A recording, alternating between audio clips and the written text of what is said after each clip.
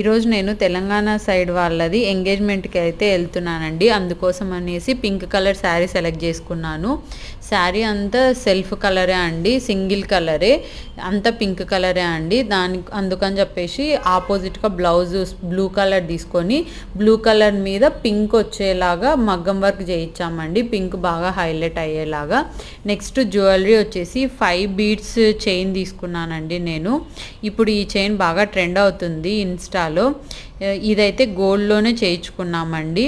ఈ లాకెట్ ఎలా ఉందో సేమ్ అలానే ఇయర్ రింగ్స్ వస్తాయండి, ఇయర్ రింగ్స్. నెక్స్ట్ వచ్చేసి బ్యాంగిల్స్ అండి. బ్యాంగిల్స్కి నేనైతే ప్లెయిన్ వెళ్ళిపోయాను, ప్లెయిన్ తీసుకున్నాను. అది కూడా నేను బ్లూ కలర్ ప్లెయిన్ బ్యాంగిల్స్ తీసుకొని మధ్యలో అమ్మవార్లు వచ్చినది కడ అయితే వేసుకున్నానండి.